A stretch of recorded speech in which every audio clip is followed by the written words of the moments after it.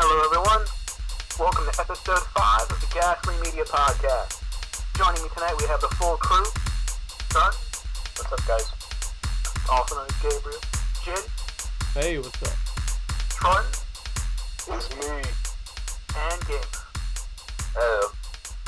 Alright, so we have quite a few topics to get into tonight. But first, I understand that Gabriel has picked up the PlayStation TV. Why don't you go ahead and tell us a little bit about that? What were your first impressions? Alright, PS TV. First impressions? Actually, first impressions, man. Originally bought it, pretty much how the whole origin things, pretty much bought it to connect solely on PSN, just for, communication purposes, meetings, etc., chat rooms and whatnot.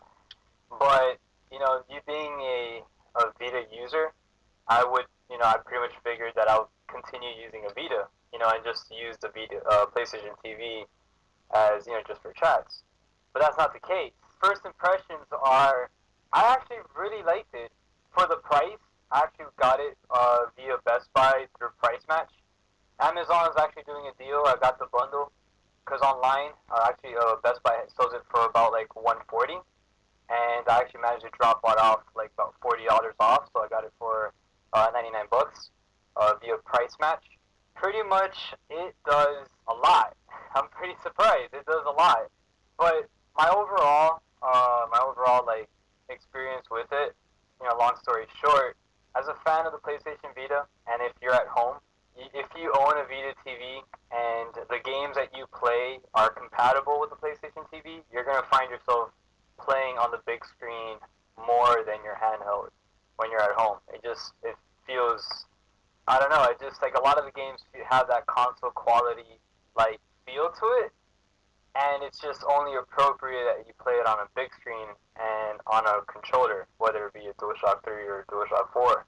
But yeah, my initial impressions over it is that I'm actually very happy with it. I'm actually very satisfied. It did more than what I expected it to do. Again, I originally bought it just for chat rooms, and I'm actually playing it right now. As we speak, I got Freedom Wars on the big screen.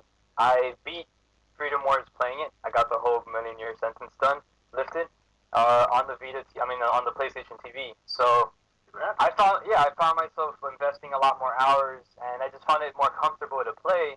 Rather than looking down on the screen, you can actually play more comfortable, watching a giant screen. So if you have one, but yeah. So I like it. I actually did like it. I think it's value if you're gonna use it. That is, if you're gonna use it, you're gonna put a lot of hours into it. So you will get your money's worth if you're gonna use it. That is. So pretty much that's my 2 cents on it. As far as functionality goes, how does it differ from the original PlayStation Vita? Does it have anything extra, or? The extra stuff that I would say, from the original PlayStation Vita, you have the whole portability stuff and all that neat stuff. But there is one thing I did notice, and one thing I didn't like about the PlayStation Vita. Every time you switch a memory card, right, it would force you to erase everything on the card. So if you want to change files or whatever, you can't really do that because it'll automatically format it, because it's this is a foreign card with whereas the PS TV, if you put a Vita card on the PS TV, you can actually transition. So if you're playing at the house and you want to leave, go on the road, and you can take your file with you, continue your game, and then when you get back, change your file, put it back on there, and continue your game on the big screen. Whereas the Vita, anytime you change the memory card to a different foreign Vita, it's going to format it, and you can't do that. So that's one thing that's different. Another thing that is pretty much different about it is that the Vita obviously has a built-in mic, so whereas the PS TV does not, you have to have a Bluetooth headset. If you have one, lying around, dust it off, you haven't been using it, you can use it on that. And also there is a USB port in the back where you can charge your accessories, but you cannot use you can't use a USB headphone. It's just meant for charging accessories like your DualShock controller or your Bluetooth. Yeah, so it's a good thing they put that. I guess they learned that from the PSP Go dock, what they used to sell. Because I used to game with the PSP Go. I used to pop it in to this docking station that they came out with, and it has a AV cables. You could plug it into the TV, and I loved that. I used that all the time. I played all my PSP games on the big screen using a DualShock 3, which is what's really a function that I loved about the PSP Go, which was the only PlayStation portable that had Bluetooth. You can actually sync a controller with it, and that's what the PSTV reminds me of. It brings me back to that when I used to do that a lot. Like, to me, it's amazing. Like, I love it. So for me, I enjoy it a lot. I'm getting a lot of use out of it.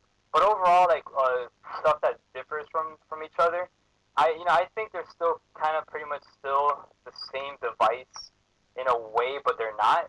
To be honest, the PlayStation TV I don't see it as a Vita at all. I just see it as a device that also plays Vita games.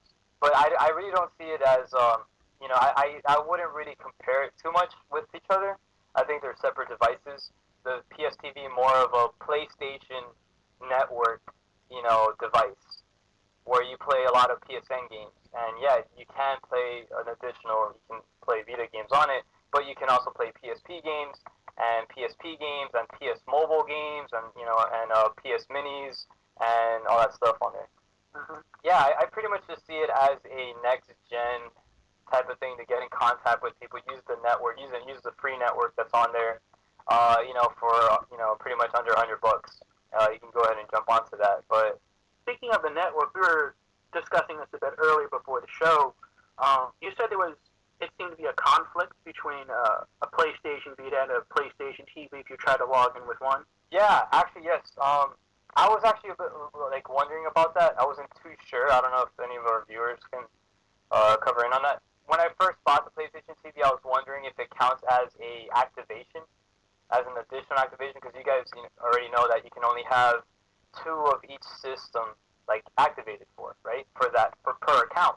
And PSTV, I'm not sure if I can't really verify at the moment, but from what I remember is that I don't think it does count as an activation, but it may, because when I try to sign in on I'm on the PlayStation TV and playing online, and I try to use my PS Vita, when I try to go online on the network, say I want to try to get into party chat, it would sign me off the other. So it's still kind of technically a PS Vita, because it's still under the same, I guess, rules, when it comes to activations. So they still follow those same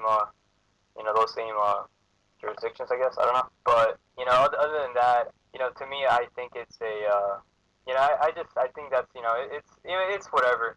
It just gets me I'm a little question about that. Only reason why I tried to use both was, again, because I didn't have a Bluetooth headset at the time, and I wanted to play on the big screen online while using my Vita to get into a party chat, and I can't do that. So you have to have a Bluetooth headset if you ever plan on using it, if you want to play anything online and chat with people. But yeah, I try to be smart and try to work around it. I'll use my PS Vita to get online and get into party chat, and I'll just use my PS TV to play online games. You can't do that. You gotta pick one or the other. So that's kind of one of the downfalls to it. I mean, I'm impressed with it for the price that it is. It's not bad. Not bad at all if you're gonna be using it. So. Yeah, for only $100, it seems like a great device. You could play a wealth of games on it from various platforms of the past and current. Yep. And one of my own things that you brought up was the networking. This, I think, was also a little bit before the show about how it has an Ethernet port and how the connection is far more stable than the Wi-Fi of the Vita. Yes. Yes. All right. Yeah. Personally, for me, on a handheld system, and it seems ridiculous, but the one thing I've always wanted a handheld is an Ethernet port. So that if you are home and you want to download a TV show or a movie or a game, you don't have to download it through a wired device and then transfer it. You can just download it directly to the Vita. That would have been awesome, and it would download much quicker. The fact that you can do it on the PlayStation TV makes a lot of sense because it's designed as a stay-at-home system, and it's great that Sony did that.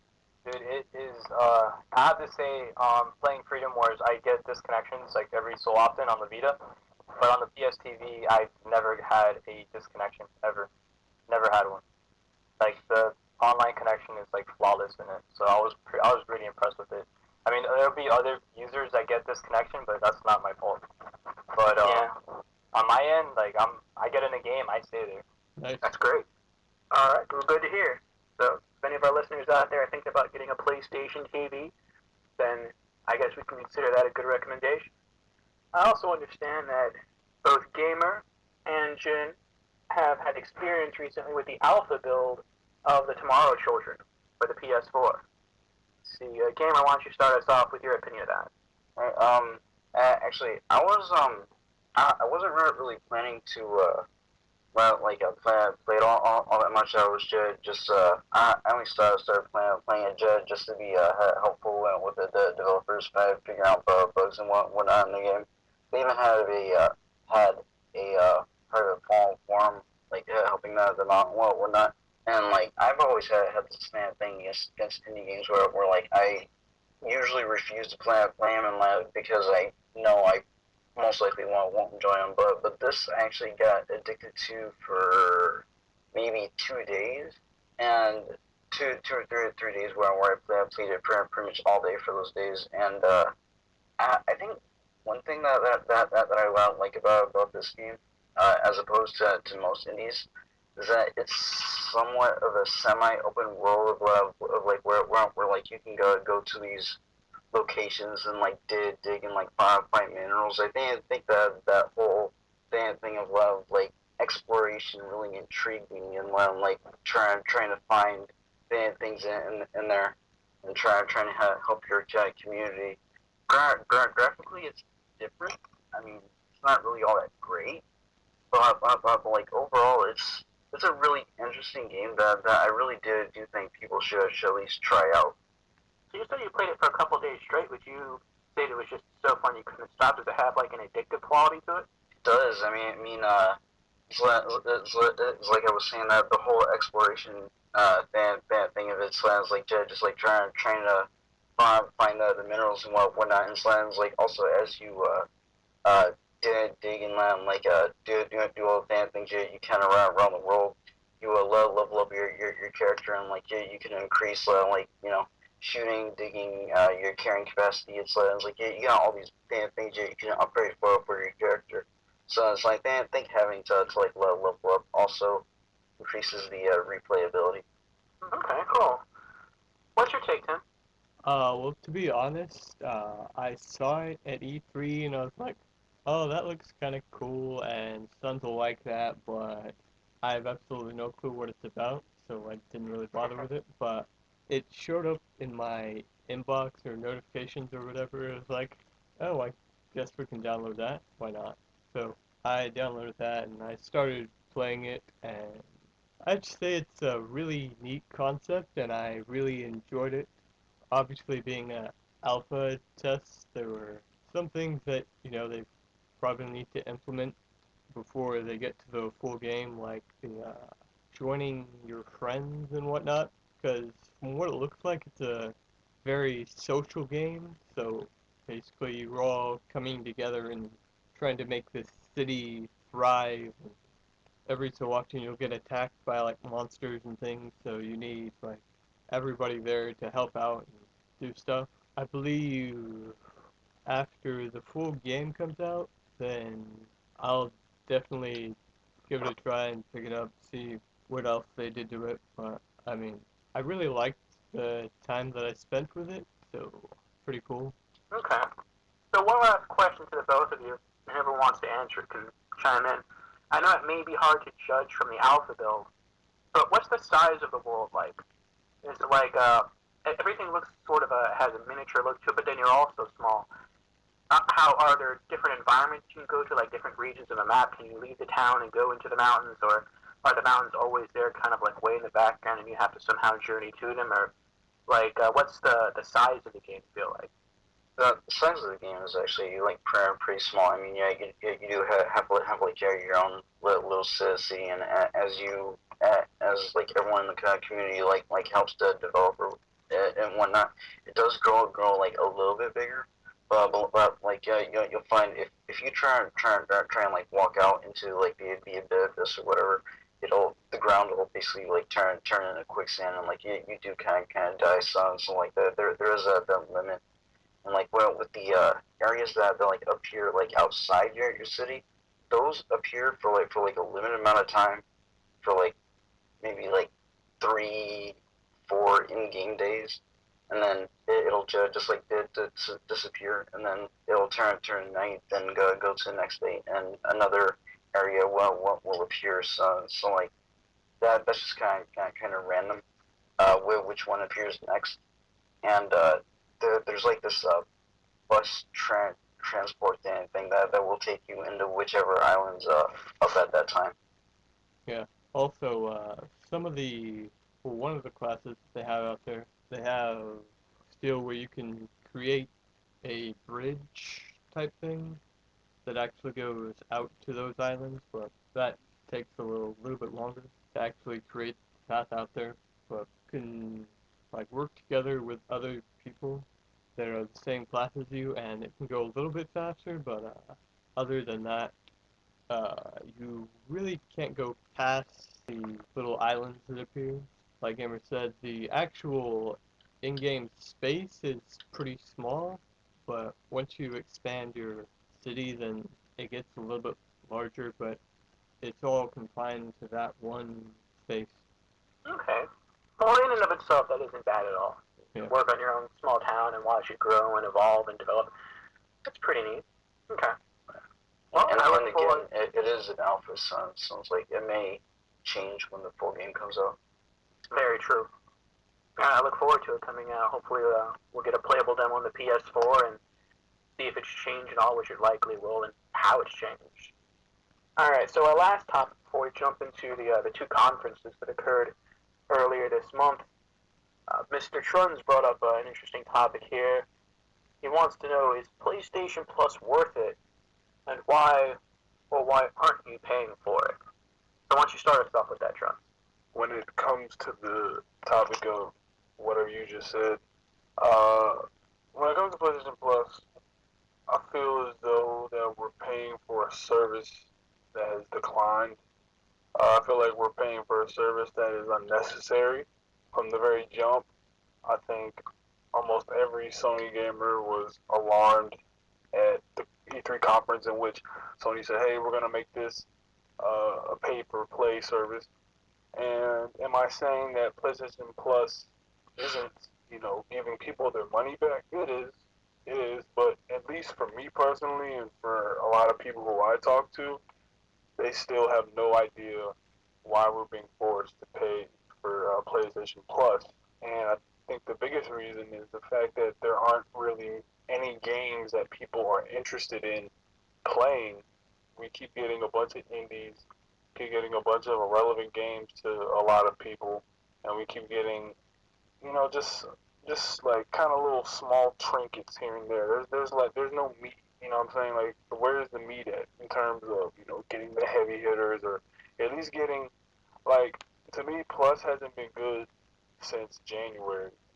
January of 2014, they had Outlast out. And to me, that's been the best game that they've had on Plus all year for every single platform that Sony owns. I think the service is unnecessary. I think gamers should ask Sony why we're paying for it. I think Sony should accommodate the gamers and at least look into changing this policy, because I still am feeling and I'm still seeing comments from gamers who still feel betrayed. And my last thought on this is, a lot of people who are defending PlayStation Plus, I get what you're saying, and I understand, and I recognize that a lot of the points are, oh man, I'm making my money back. I might like these games or something like that. But these are the same folks who years ago were taking so many shots and, belligerently, going after Microsoft fans, saying, oh, you all have to pay for your service. Ha ha ha, look at you. But as soon as Sony does it, oh, it's fine, we're getting our money back. A little bit of hypocritical, behavior there. But that's just my piece on it. I don't think we should be paying for it. There's no big jump from PS3's Plus to PS4's Plus, and it's more of a downgrade than anything. So that's my take on it. And I'm gonna pass this mic to a gamer next. I want to get his opinion on it because we were discussing this earlier. So, gamer, what's up? Yeah, I'm actually in defense of PlayStation Plus a little bit kind of compared to you. Answer me this. When did Killzone 3 come out? Like 2008? Killzone 3? Killzone 3 came out 2010, I think. 2010? Wait, 2010 or, yeah. 2011. No, 2011. Killzone 3 launched February Killzone 22nd, 2011. 2011, yeah. 2011? Yeah, Okay. 2011. Okay. So like, I've actually had PlayStation Plus since November 2010. Because that was when I tried to get into the Killzone 3 beta, but unfortunately I didn't get in. But like, when PlayStation Plus started out, and there were a bunch of indie games and whatnot, I basically game shared those kind of off my friends a little bit, and so I was like, I barely played them because they were pretty much all indies. And so I was like, eventually we started getting AAA games, and so I was like, from the time I started as a PlayStation Plus user up until this year, it's been completely worth the value as far as the PS3 goes. Sounds like, but like this whole year, I'm like across all three platforms, PS4, Vita, and PS3. We've gotten so many indie games, and if like you're not a person who likes indie games, PS Plus has no value whatsoever. As far as this year went. Previously, there were these great games that came out, and like you could play as like this month we actually got some decent games. We got Injustice. I've enjoyed that a little bit from what I played. PS3 got the Hitman trilogy, and I don't think Vita got anything that wasn't indie. And then next month for January, PS4 is getting Infamous First Light. So hopefully pretty soon, as far as 2015 goes, it'll improve. But this year it has not been worth it at all, especially with the PSN going down so much on PS4. It sounds like, what are we paying for? We're paying to play online, but we can't play online because PSN keeps on going down. This year has been a tragedy as far as PS Plus goes. Clap for that, man. For real, like. I mean, dog, I feel the exact same way. I'm sorry if I'm cutting on in front of anyone's turn, but I just, the same way. Like, you have to look at it. You have to look at it. If you're talking about indies, then PlayStation Plus has an immense value for it. But from what we were promised at E3 and from what we were promised from the inception of PlayStation Plus, we were promised value. We were promised games that were like literally like 2 months ago just released. We were promised new deals, exclusive content. And in terms of this year, in a vacuum, in terms of this year, PlayStation Plus has not been worth it at all. The service of PlayStation Network by itself has been very inconsistent, and Sony needs to fix these problems. And anyone who can't see these problems and acknowledge the fact that they are just that, problem, is being blind. Because what has PlayStation Plus given you besides indie games? And if you like them, then you're fucking eating right now. But if you don't like indie games, then you've got nothing. And you've got an inconsistent server that goes down from fucking DDoS attacks every 2 weeks. And it's like, get your firewall up, Sony. We're paying for this. This is a paid service now. Use this money to get some new servers, get some new firewall, get some new protection, so we don't have to wait, 3 hours for your service to come back up. We're paying for this. This is hard-earned money for people who might not even have bought a PlayStation 4 if they didn't believe in the promise of PlayStation Plus. But I'm going on too long, so I'm gonna let somebody else go. One other thing to add, I'd say don't really judge PS Plus based off of this year. Wait up until like the game you really want comes out if you don't have it already, and it's like get PS Plus when that game comes, and like get it for like a year, and then possibly judge off that bit, because like I said earlier, I got PS Plus just when I wanted to get in the Killzone 3 beta, and I've enjoyed it ever since up until this year. See, I would have to split the opinion between the two of you. I mean, as far as, see, I don't have PlayStation Plus. I had it briefly. I had the free trial, so I'm sort of an outsider looking in.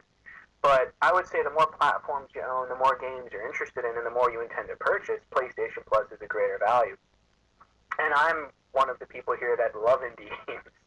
So PlayStation Plus would be especially appealing for someone like me. But the reason I don't have Plus, and the reason I don't agree with paying for Plus, even though I do think it is worth the investment if you intend to purchase a lot of those games, because you can wind up saving a lot of money in the long run, is just because Sony has put that pay-to-play behind a paywall, and I don't agree with that. I don't, that's something that we didn't have to do with the PlayStation 3. It's not something we had to do with the PlayStation 2. And I feel the only reason they walled it off with the PlayStation 4 is because Microsoft got gamers accustomed to that with the Xbox 360, and Sony knew that going forward they could probably charge people for servers, and they would pay, and they were right. And they bundled it with a great package. You get games, you get extra incentives, you get a lot of great value for your money if you're going to purchase games, like I was saying, from the service. But ultimately, I don't think that's something that we should have to pay for. Everything else besides the online play, I say Sony should keep charging for. They have every right to do that. But to play online, no. That, I think, should remain free, and that is something I will not support on PlayStation's end. But everything else they offer through that service, I think, is phenomenal. I think it is definitely worth the money, so long as you do intend to purchase it. What about you, son? All right, for me, I don't own Plus. I've had Plus before, pretty much on previous occasions. To be honest, I'm the type of person that I like to buy physical games. I'm not much of a downloading game. I don't really like getting downloads.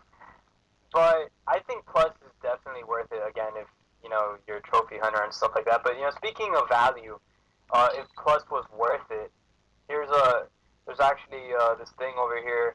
They actually got the numbers of how much, money worth of games have, Xbox Live distributed on Xbox One versus PlayStation Plus.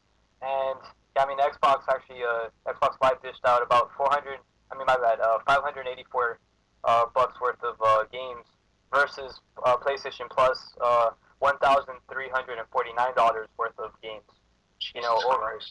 Worth of over the for this year of 2014. So I don't want to say that Plus isn't delivering, because they are. They distributed more games than anyone else. Are they the games that? $50? Yeah, all that for $50 a year. So you got $1,349 worth of games. I mean, if you don't like those games, that's just probably your opinion. But I'm pretty sure that within all those games, there's something in there that somebody might like, and I guess that somebody's not having a problem with. But again, I'm not sure. It's all down to opinions. It's what you like and preference. Technically, all consoles are undergoing indie games. It's just how this generation is. Indie games are successful. There's more indie developers now than ever before. There's not as much AAA developers because they're just too expensive to maintain. A lot of studios are going under, and it's like they're really high maintenance. Whereas indie developers are not as high maintenance. There's more of them, and we're naturally going to see more indie games everywhere, whether it's going to be on the Vita or the PS4 or Xbox One or PC. We're going to see indies everywhere now, especially now, since there's a huge explosion and demand, because there's people gaining interest in indie games. So we're going to see more of those. But for a lot of you guys, I know, me as well, I'm an appreciator of AAA, quality games. Making a transition to indie style games, I'm not totally closed on the whole indie thing. I'm not crazy over them. I do prefer AAAs. Because I'm a type of person, I like to just buy one game and just play that, invest 260 hours, just like I did in Freedom Wars. I like to do that in games. I like to be able to know I can invest that many hours in one game. I love that. I'm getting a value. I buy this one product and I go back to it. But again, it's all down to what you feel, if you like the games or not. But when it comes to value, I think PlayStation delivered with PS Plus this year. There's a lot of they put a lot of money's worth of games in there, and I think you did get your money's worth. Again, if you feel you didn't get any games that you liked, that's Yeah. What about you? So actually, I was thinking about it. Actually, I think on PS2, you actually did have to pay for a lot of the online stuff, but it was really few and far between that actually had online servers and games, from what I remember. And so really, the PS3 is the only one that was actually free. Also, I mean, when you look at the amount of games that are online right now, like you got like thousands and upon thousands of people playing Call of Duty, which I don't like that game, but apparently there's tons of people. They're just like, hey, I want to play this game. Hey, I want to play this game, and or games like GTA. They're like, hey, I mean, they sold what, like, they made like $1 billion in like a very, very short amount of time, and there were people that were playing online for that, and then I'm sure they probably did close to that on the PS4 when it came out. So, I mean, there was a bunch of people that are like, hey, we like playing online, and also, I mean, I like most of the stuff that they've come out with, and I don't really care all that much if they're like, hey, there's all these AAA games and they're free. I mean, we all kind of knew that Sony was going to be dropping all of these indie games, and a lot of people probably aren't going to go out of their way and be like, hey, look, it's an indie game. I can play that for an hour or a week or a month or whatever, however long you decide to play that. But also, it's like, let's say indie developers are like, hey, we made this game and it's free on Plus. Oh, cool, let's check that out. Oh, that's pretty cool. And then they make another game. They're like, hey, look, there's another game, but it's not free. But I like the first game, so I might as well go ahead and buy this game, and that kind of supports the developer in that way. And there's a lot of games that it's like, oh hey, this game's free, let's play it. Oh, that's really cool. But I probably wouldn't have picked it up if it hadn't been free. For me, I like PlayStation Plus, and I've had it since towards the end of the PS3, I believe, like the last year or so before PS4 came out. So, excuse me. I don't really see a problem paying for it. And so far as the DDoS attacks, I can understand why they would go down, because I mean, their DDoS attacks are not actually hacked. So, I mean, Sony Pictures did get hacked, but that's a different story. But you can't really do a whole lot with DDoS attacks. I mean, you can make bigger servers and have maybe better firewalls. Not really sure, but if somebody really wants to get into your system and they're talented enough and they have a group of people that are talented enough to willing to do that, then there's not a whole lot you can do. I mean, there's steps that you can take to kind of prevent that a little bit, but I mean, I don't know what you're going to do. I personally like it and don't have a problem paying for it. Yeah, you made some good points there. I mean, one of the great points of Plus is that it does offer games that you might not have tried had it not been free, and then you have the service, you may as well give it a download and try it out. And it may turn out that you really like some of those games. And who knows, maybe you'll even go ahead and get the DLC and play. I mean, that's a great... Let me interject just for the last time. And let me interject. I think in a vacuum, is PS Plus a quote unquote bad service? No, it's not a bad service. But does that mean that we're supposed to be paying for it? No, I mean adamantly throughout Sony's entire history on PS3, that is their life cycle on PS3, they were, every time they came out on the E3, they would brag, like they would literally brag and shit on Microsoft and be like, oh yeah, we have the best service that's free every E3, right? We all remember this. Every E3 they would come out and flaunt that. Oh, it's free. It's free. That means it's better. It's free. And every Sony fanboy and every Sony supporter was like, okay, yeah, it's free. We ain't got to pay for that. You all aren't getting anything. You all getting old games. Congratulations, you're paying for that. But as soon as Sony says, oh yeah, you got to pay for it, it's, oh, I mean, I don't mind. I mean, it's only $50. It's only $50, and I think that is so hypocritical. And I think that is just what's wrong with a lot of gamers today is that we don't have any morals to stand on. And Orfeo's main reserve in also getting a PS4, from what I recall, is one, some money, and two is that he doesn't like how Sony snuck that in their keynote at E3, and everyone, was too busy applauding that they were taking shots at Microsoft that they missed the only $50 a year. So, I mean, the whole $1,000 thing, that's cute, but how many of those are for PS4 games? How many of those are for PS4 games? And it is only the first year. So I'm going to say this right now. How many of those are only for PS4 games? PS Plus was not a mandatory thing for Vita, PS3, and PSP and all those other things that they offered it for. It was an option, which made it a premium, which made it a better service because they could afford to give a lot to the what's the word I'm looking for, to the minority of people who had the PlayStation Plus service, so they could shell out more games and pay for a certain lease on the game. Like say Killzone 3 came out like a month later and they put it on there, they would lease that game for a couple weeks and then people could play it for that month, and that was it. And the more and more I see PlayStation Plus's lineups, we're getting Injustice. I'm not saying that's a bad game. I'm just saying is that the coup de grace that you're telling me that PlayStation Plus is Injustice. I'm paying for that. I'm supposed to be paying for that. That's what makes this service so much better than Xbox. I mean, yeah, it is better, but that's the thing that is making it better. Outlast makes it better. Like, what else did they have? I don't even know the games that they had. I checked the website and I see if there's a game I'm interested in. I'm not interested in them. And I think the main problem isn't just the service, it's the fact that the servers are inconsistent. So coupling everything together, I shouldn't have to pay for it. But it's just my opinion.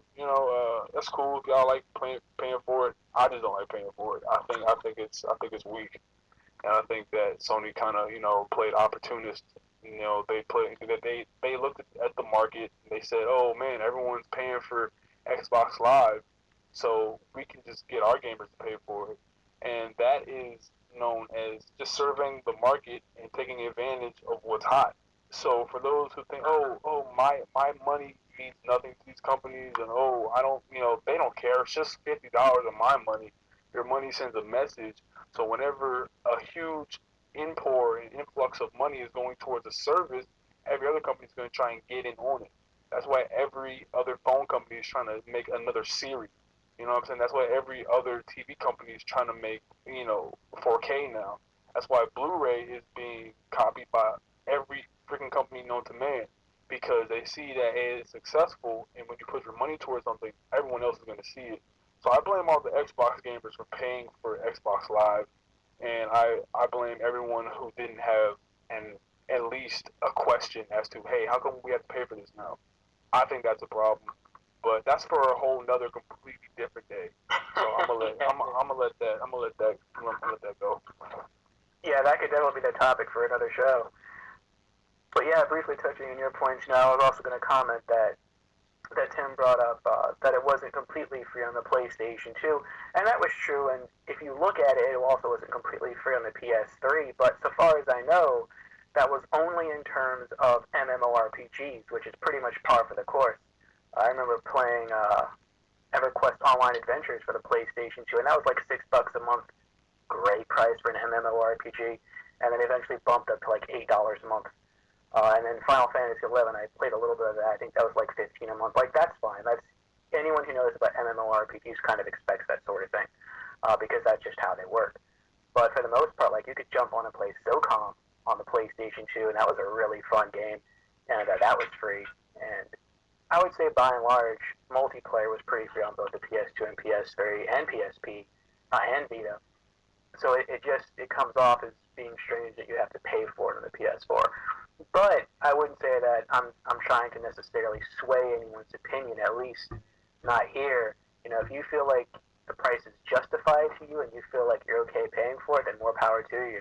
Go for it and make that investment. But to other people, apparently like Truns and myself, there's something about it that just kind of irks us or rubs us the wrong way. We just don't back it 100%. But moving on from that into the first big conference of this past month, the Video Game Award Show.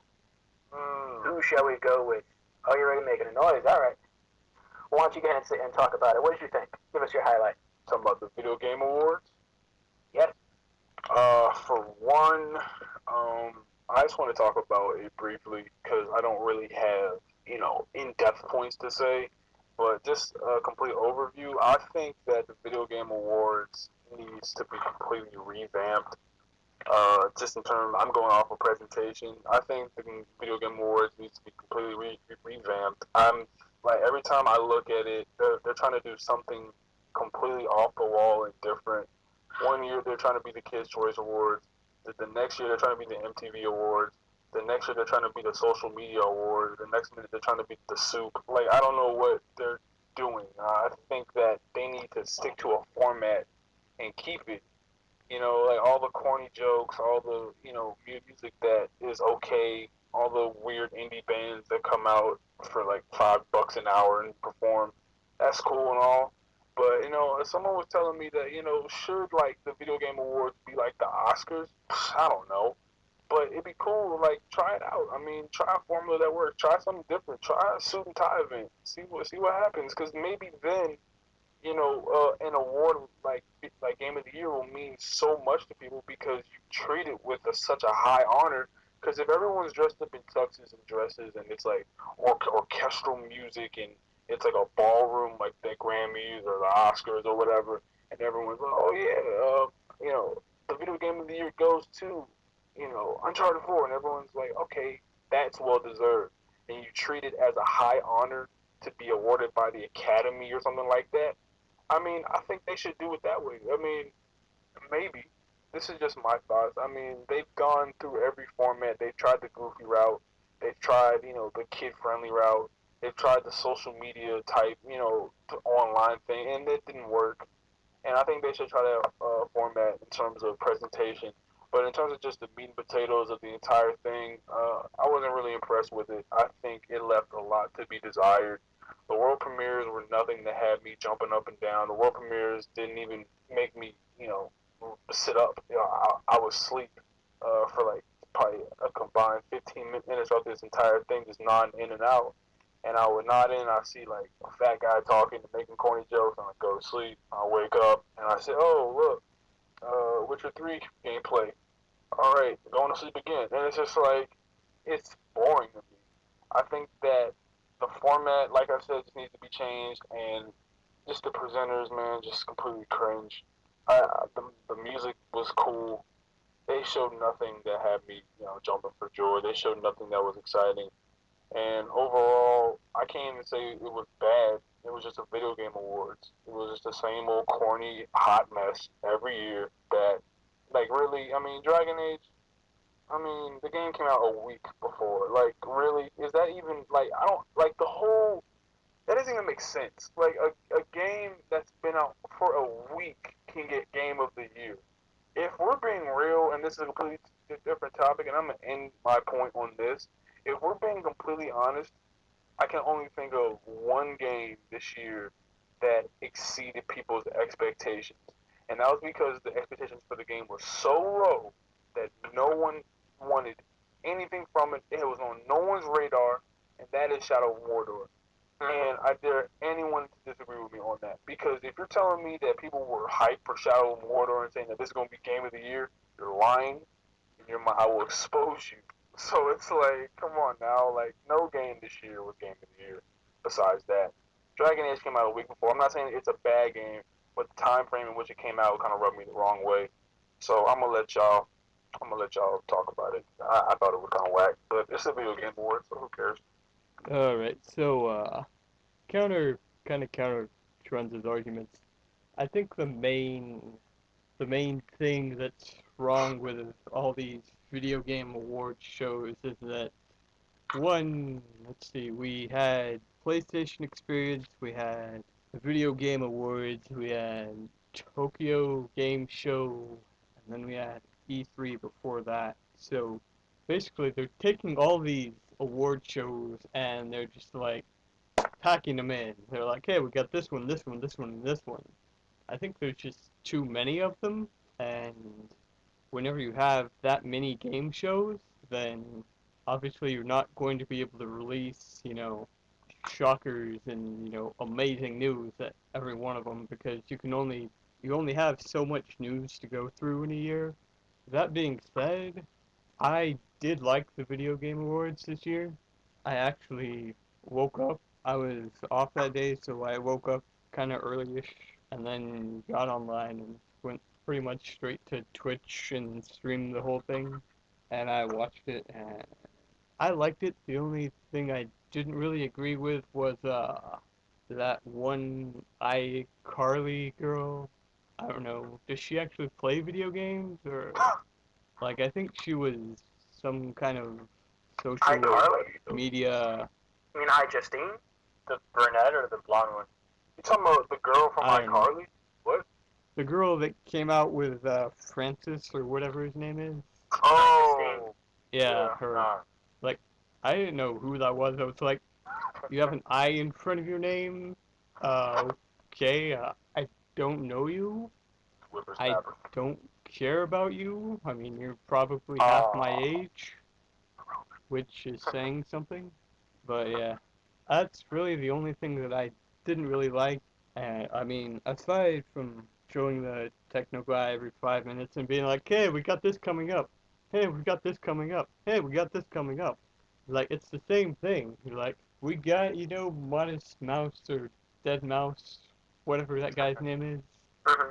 Yeah, it's like, hey, we got this coming up. It's like, okay, you don't have to tell me that every single time, You got this coming up. Great. Don't tell me until it's the next thing up, because that didn't actually come until, like the very end. It was, like, at the very end. It was like the closing music, pretty much, to the awards ceremonies. So I don't need to know about it, like, 30 minutes into the awards ceremonies that, you're going to be playing something at the very end of the show. But other than that, I mean, I like this format better than what they did last year. Definitely. I don't agree with the fact that they should wear suits and ties. Honestly, they're video game people. They're a bunch of nerds and people like me, Like, except they get paid to make video games. And they probably, I mean, unless you're, like, way up there, like CEO and, vice president and all that kind of stuff, you probably aren't going to be wearing a suit to work every day. So, I mean, sure, it's nice to go out and get dressed up, but really, who does that?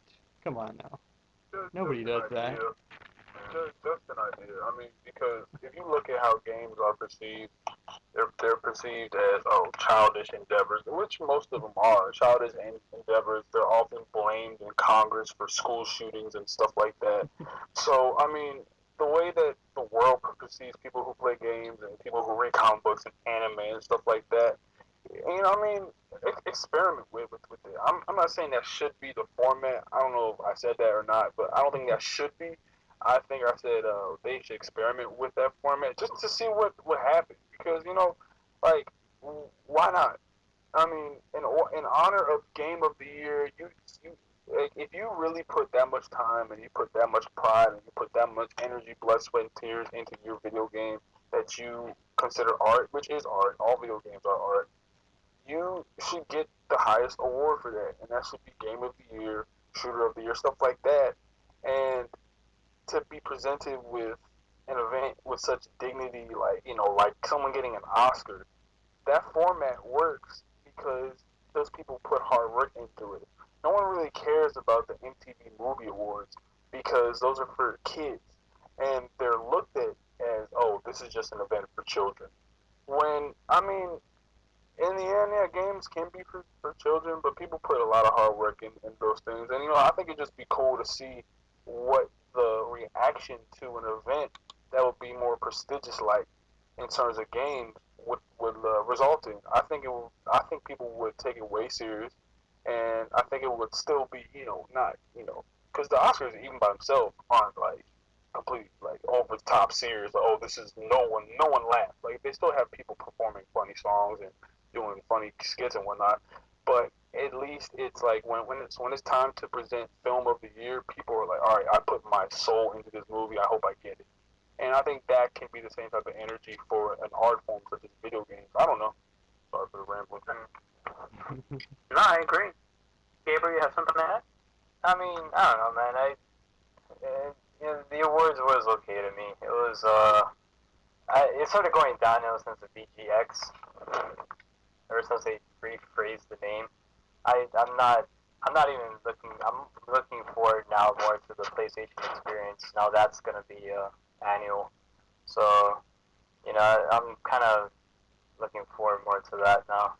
But yeah, I mean, to me, I think this was kind of a drought for gaming when it came. I mean, we're still like, between the whole transition, we're still waiting for like the big AAA titles, to hit, the big anticipated games. And right now is just the Game of the Year awards for the games that are just gonna get us by until those games come out. So that's how I kind of feel on it. I got really nothing to say. I'm really neutral when it comes to everything. I really just don't care too much about the games that came out this gen. Unfortunately, nothing really caught my attention too much. Okay. Well, Gamer, what about you? After VGX, I really don't care. It's like it left such a bad taste in my mouth. I only started watching the Game Wars this year just to see the Metal Gear Online reveal. After that, it's like I just stopped caring. I completely turned it off like halfway through. So it's like besides the reveals, there's really not much point in watching it at all. Everyone's so hyped this year for the Video Game Awards. Sarcasm. Yeah. Alright, well, for me, I liked it. It was, as Jim said earlier, definitely better than last year's VGX. I thought it was done pretty professionally this year. Some were in suits and ties, some were just in button-up shirts, and I think that was completely fine. I don't see the video game industry as a completely professional industry. I think it's somewhere in between professional and casual, and so I think everything was done pretty well. The one thing that I would change is they kind of glossed over some of the awards, and that I didn't agree with, because no matter who you are, whether you're a representative from a AAA studio or an indie creator, you likely had to work pretty hard to produce whatever game it is that you made and get it out there. And it seems like it would suck a little bit to, show all these great premieres off, and then they're like, oh yeah, and also so-and-so won this award. And it, they breeze over in, 15 or 20 seconds. And I don't know, that irked me with some of the awards. But aside from that, I thought it was well done. I hope they continue on this track. I hope it gets better. The standout items for me that happened at the Video Game Awards, I did watch the entire thing, was the intro speech. That was nice, about how they said every gamer is the same and how we all have a driving passion for games. I thought that was a nice little intro speech. The world premiere of Metal Gear Online. That kind of surprised me that none of you mentioned that, because that blew me away. Yeah, the online, I don't know if that's alpha build, it probably is, or maybe it's even pre-alpha, but the graphics I saw on that were better than the graphics I've seen in any game released to date on the PS4. And that's including single player. That just had my jaw on the floor. I think that was the high point of the entire conference for me, of the entire Video Game Awards. Aside from that, Nintendo getting Developer of the Year, congrats to them. They've been having it rough lately with the release of the Wii U. I think this is a nice pick-me-up, and going forward into next year, it looks like they're going to have some great stuff come, like the new Legend of Zelda. That looks fantastic. That's reason enough to pick up a Wii U. True. And I believe Slayer, shout out to Slayer, he said he's actually going to pick up a Wii U just to play that game. There's also Star Fox dropping next year. That's another big Nintendo franchise. So I hope that works well. And they're going to re-release The Legend of Zelda Majora's Mask on the 3DS as well. So I know there's a lot of Legend of Zelda fans out there. And they might go ahead and pick that up for the 3DS just to play it again on a different platform. Aside from that, there's the Until Dawn footage. Looks a lot like Heavy Rain. I like QTE adventure games like that. I'm looking forward to playing it. The world premiere, well, they keep calling it world premieres. I don't know why they keep using that word. It's like we've seen these games before. Stop using those words, at least some of them, like No Man's Sky. That was done really well. At the Video Game Awards, we got to see some more footage of that. I'm still looking forward to it. And I would say the final thing, which I thought was really nice, was industry award, or rather the industry luminary award, going towards like a founding person, or in this case, people behind a specific company. In this case, Sierra Online, which are actually a husband and wife couple that started up a company, and they started making adventure games, and they just took off from there. And Sierra has made some of the most popular adventure games of that era. I personally have played The Incredible Machine, which is like a 2D strategy game, where you have to complete certain objectives, like get a ball from the upper left-hand corner of the screen to the bottom right, and use different paddles and things to make it work. It's very creative. They're also behind the Gabriel Knight series, King's Quest, Leisure Suit Larry. I mean, nowadays those names don't really mean much, but back in the 1990s, late 1980s, those were some pretty popular adventure franchises, and I look forward to anything new, including the new King's Quest that comes out the doors. But that's just my take. I guess I was, enthralled by it a bit more than everyone else, it seems. That's okay. But something I think we all enjoyed much more than the VGAs was the second big conference that took place right after, the PlayStation Experience. Yes. So, Tim, what did you think of the PlayStation Experience? Excuse me. I liked it. I followed it more on Twitter, I believe. Uh, I watched like day one of it, and then I think I had to go to work, so I didn't actually watch all of it. So Okay. Actually, also let me throw out this question as well. Not only what did you think of the PlayStation Experience, and if there were any highlights similar to the VGAs, you can go ahead and throw those out there. But do you think that Nintendo and Microsoft will eventually follow suit with their own shows? And if they do you think those shows may become big enough to the point where one or perhaps all three may even drop out of events like E3 to hold their own gaming events without worrying about stuff like maybe TGS, E3, or CES? well, personally, I don't see Nintendo going and doing a whole huge show about any of that kind of stuff. Because, I mean, they barely showed up at like E3, so, and they didn't actually have a press conference, so I don't know. I mean, Microsoft, maybe, but they'd have to do a lot more video game wise. As of right now, I think they might have like 8 million units worldwide or whatever. If they start getting more steam, they're like, hey, we got all this stuff and we want to show it off, then maybe they'll do that, but I don't see that happening anytime soon. Okay. Trunks? Boy, alright, this goddamn event was flame. Like, yo, this whole event was killing it, yo. Alright, so, I think this right here, I think Sony done struck gold with this event. I think this needs to overtake E3. Personally, they could stretch this out for 3 days or 2 days easily. It'd still be in Las Vegas, or they could move it to California themselves. Man, there was so much good shit that they showed, man. First off, I want to say that I want to talk about Until Dawn a little bit. Until Dawn looks like a pretty fun game, and I think that its purpose is going to be a lot used for people who do the whole stream thing on PlayStation 4, which is getting pretty popular. People are building a name off of streaming by themselves. Even shout out to Noob Slayer. He's even building a audience through streams where he helps people and they watch his streams to get like the Metal Gear tips and whatnot and stuff like that. But Until Dawn, I love the way that guy used the crowd to get them into it. He's like, all right, so what do? Here's what Until Dawn is.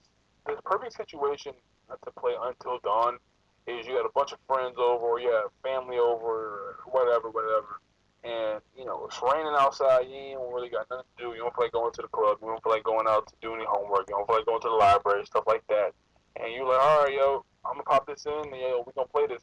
People are like, all right, I'll make some popcorn, and they all chilling on the couch, and you play it all the way through for the whole night, and that's its purpose right there, to show off to people and get their reaction to it.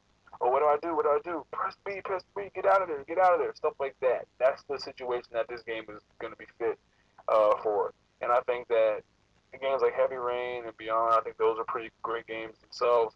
And I like quick time events, man. I think it's nice on the reflexes, stuff like that, and I think it's fantastic. The order looks okay. It still looks way too cinematic, and I know that might sound weird to some. Like, oh, it's too cinematic. How can it be? Yeah, it's a little bit too cinematic. I haven't seen a lot of gameplay, and the gameplay that they showed looked very linear and very like kind of just amateurish. But the order is a game that I would pick up from a red box. I would pick it up from the last Blockbuster on Earth, and I would play it for about 2 days, and I just leave it. So yeah, I played it. It was all right. I recommend you play it for 2 days too. It's not a game that I see people raving about 3 years from now. But then again, are most games like that? No, I don't even see them raving about it a year from now. But the game looks cool, and I think that in the sequel, which I can already tell they're going to have a sequel to this game, they can address the multiplayer needs and stuff like that. So I think that was pretty cool. Another standout to me was Drawn to Death from David Jaffe, his company. I think that looks very fun. I'm interested in it. I was in from the day, out from the moment I saw Jaffe. I was like, yep, I'm going to buy this game. I don't care what it is. I think that arena shooters can be very typecast as being, too clunky and enclosed. But if David Jaffe can make the world like a miniature sandbox, then I believe that it's creative enough and the premise is interesting enough to get people to play it. This game I can see being a very successful PS Plus game, to be quite honest. If it's okay. If it's fantastic, then it's gonna take off. But if it's just an okay game, it'll be probably the most successful PS Plus game of all time because it looks it looks great, man. I have nothing else to say about that. I want to discuss No Man's Sky very quickly. No Man's Sky to me, and I'm gonna be very objective. I hate on the game. I'm not even gonna act like I don't. I hate on this game so much because I feel like people are overrating it, and I feel like people are like, "Oh man, this game is gonna be the next big thing." And I'm not saying that it can't be. I'm not saying that it can't be. I'm gonna be very objective because this is a podcast. I can't be on just hating on stuff for no reason. But when it comes to No Man's Sky, every time I feel like they're about to show us something, they show us nothing. And to me, it's like it's big for no reason. What is the purpose of it?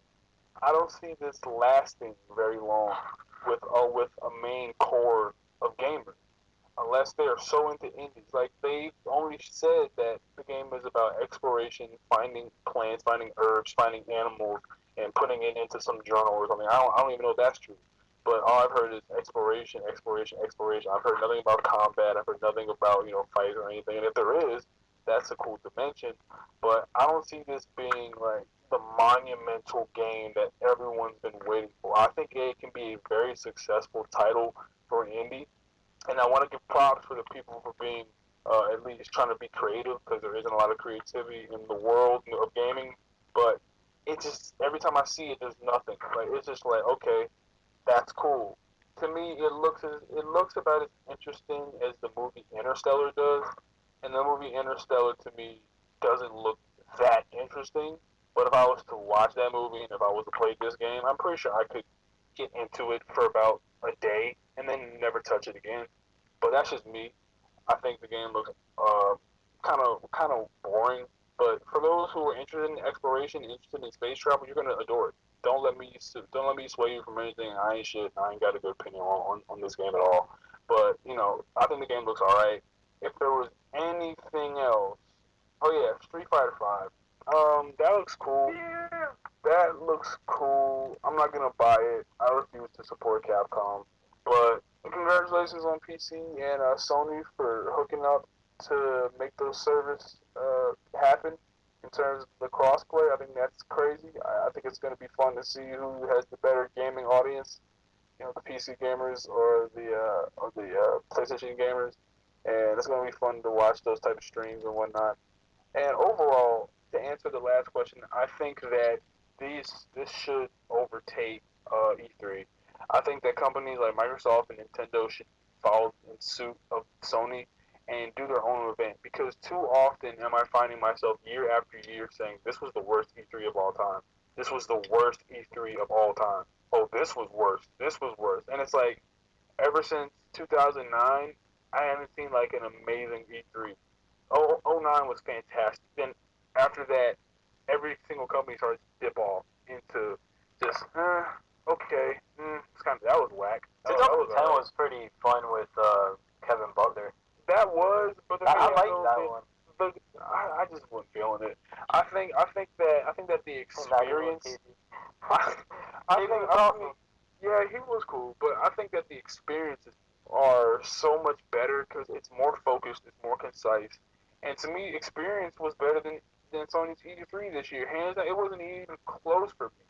Like, if you ask me right now, would I rather go to E3 in California or go to a PlayStation Experience in Las Vegas, which I believe where they held it as, if not someone correct me, I choose the experience over and over. And if Sony should just, Sony, Microsoft, and Nintendo, they should follow in suit of all of this. They should make this the next big thing, because people will not be concerned with, oh, who won? Who won E3, guys?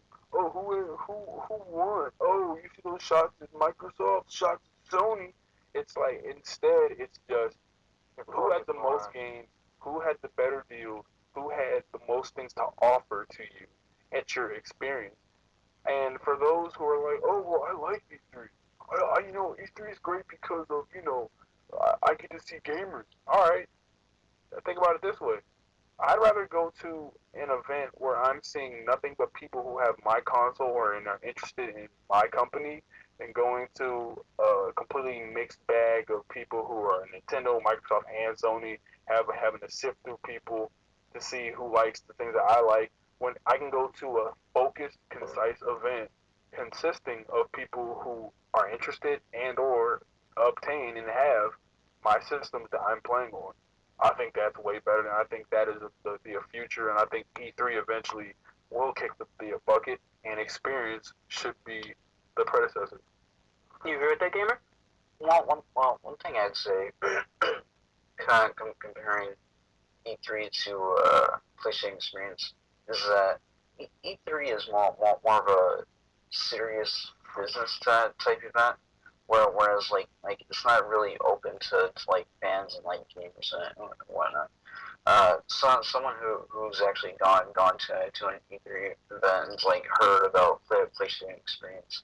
E3, if you're a fan, basically all you do is like look around like that. There's a couple of demos, but like most of the time you're just watching like trailers and like the developers play the games and whatnot. From like sounds of PlayStation Experience, it's like that there are games that were like in alpha and pre-alpha, and so it was like you were able to play those games and whatnot. And like some of the games, well, one of the games I was really surprised by was Until Dawn. I figured that game was like some survival horror game, which I usually stay away from most of that type of games, but like seeing as how it kind of plays like Heavy Rain in a way, I'm actually excited for that game now. And like some of these other games are like drawn to death and whatnot. It gains my interest, especially since like they were showing them in like alpha stage and whatnot, which at E3 I'm pretty sure they do not do. Well, you're probably right about that. I mean, it's like at the beginning of Sony's keynote, they showed off Uncharted 4, and while he was climbing on a rock, going down, he fell off the rock and like glitched through the world. It's like that. I don't think they minded that happening at an event for like gamers and whatnot. Whereas if that happened at E3, everyone would be talking about that over the internet, and slams like this game's probably gonna be a problem. And it's like when I went to a E3 for last year, they showed off Assassin's Creed 4, and like it was glitching and whatnot, and slams. Like everyone in the arena was laughing and like in shock that like the game was like bugging out. Well, it was happening so many times though. That's why they were doing that. Yeah, but which game are you all talking about? Assassin's Creed. No, yeah, Uncharted 4. for the PlayStation experience and Assassin's Creed for E3 2013. Well, Uncharted 4 looks like it's an alpha right now. Yeah, it is an alpha. There's only one problem. Yeah. There was one glitch. The whole thing ran completely smooth, and that's the thing that happens at E3 that gets completely overblown. Is when Sony glitched. You are paying for this. Like at the same time, hold on. In the defense, before I forget, in the defense for E3 2013, there's a lot of glitches in games at the time, and mind you that there were dev kits. No, they were dev kits. They weren't even the final version of the system. They're playing it on dev kits, and those things they had to be constantly resetted and refreshed because after a while those start getting buggy. So they always have to reset the system once in a while. If not, there was gonna be freezes and stuff. Well, so I think the thing is that when it comes to E3 and it comes to something like an experience, the contrast in both is that it's more of an isolated event. And I want that in my personal opinion. I'm not really big into big crowds and whatnot. I just want a concentrated, focused keynote of everything that matters. And I wouldn't mind if it was in December or June. I don't care. I would get a ticket if I was a press member or someone who had the money to go to these things, and I would attend every time if it was an experience. Because the one thing that makes me so angry is if Uncharted 4 was shown at E3 and it glitched that one time, everyone would have blown up when it's, this game's going to be a problem. Uncharted 4, has it fallen off? Are the graphics... And they're already saying this stuff now. And it's first and foremost, people who have Xbox, you really, have no room to talk at all about things not working. Have that seat, please, that Master Chief Keef collection. Please stay in your place. That is just so irrelevant. I just think that if that happened at E3, everyone would be like, oh man, Uncharted exposed, Sony's falling off, and all these articles. They're even doing this now on IGN. Is Uncharted a graphical downgrade? Do people even realize what the terms alpha, pre-alpha, beta, pre-beta, stuff like that means? I don't think they do, because if they did, they would realize that a lot of these games are not finished yet. Imbeciles like that, and that's why I'm all for the experience, because Uncharted didn't blow up that much. It wasn't huge news, but when it did happen, it was funny. I'm not gonna say it wasn't hilarious. It was freaking hilarious. But I just think that experiences are the way of the future, man. I liked it. It kind of reminded me of Nintendo Direct in a way, but PlayStation version. They got to cover on things that more detailed and they even showed the Vita love. Everyone's been asking for it, including myself. So there you go, man. They're delivering. They listen, bro. They listen. With Xbox, Nintendo, and Sony all doing the same thing.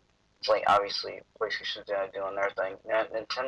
Nintendo Direct, isn't that they're more of than giving news? It's not really a thing for fans, or am I wrong about that? Nintendo Direct is kind of it's to save money and not have a live conference like how Xbox and PlayStation does.